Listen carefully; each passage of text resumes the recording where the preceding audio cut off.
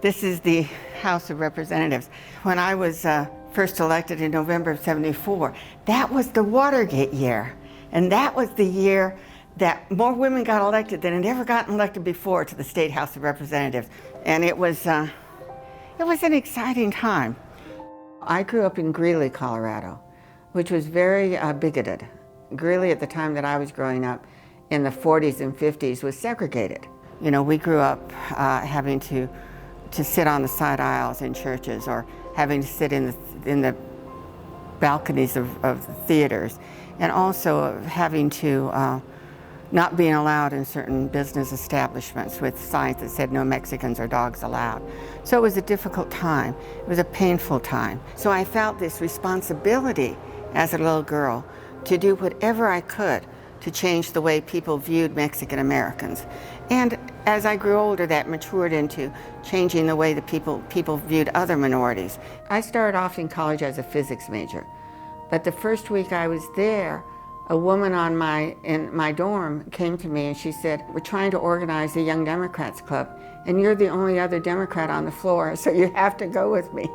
So I said, okay, and I went with her, and I was fascinated. But the other thing that happened to me, because I got involved in Young Democrats, I was one of the 3 that won an internship to work with the Colorado Democratic Party. And that summer, of course, running for President of the United States was John Kennedy. So I met all of the Kennedys. I met this young man by the name of Carlos McCormick, Mexican-American from Arizona, who had decided to try to put together a Viva Kennedy operation. I became the college student chair of Viva Kennedy. But I never dreamt of being elected. I wanted to marry the person who became President of the United States.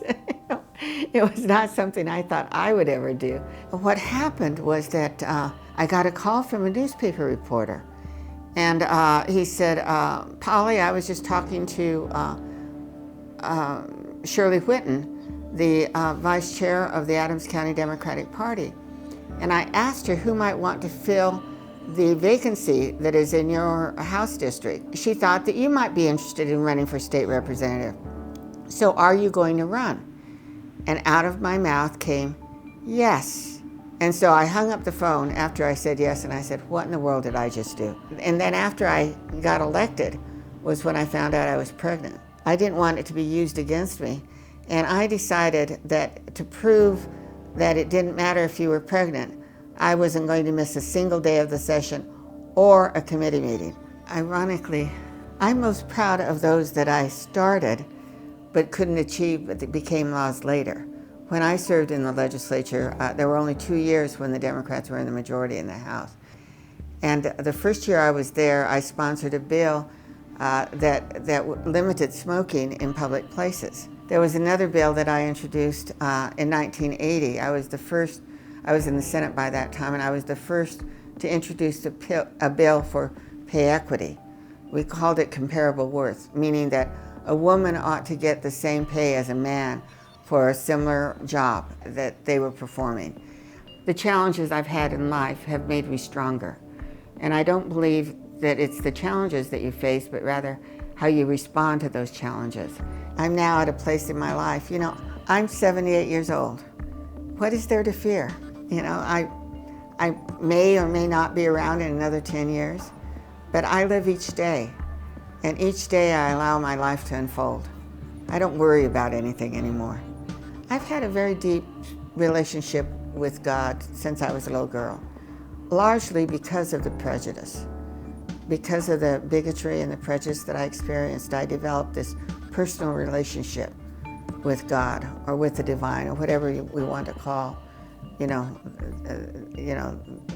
this amazing creator that we have. And I've always talked to God directly. And so throughout my life, that's what has helped me out of tough times. I hope that I am remembered as a good person who tried to help others. I am Polly Baca, and I am Denver.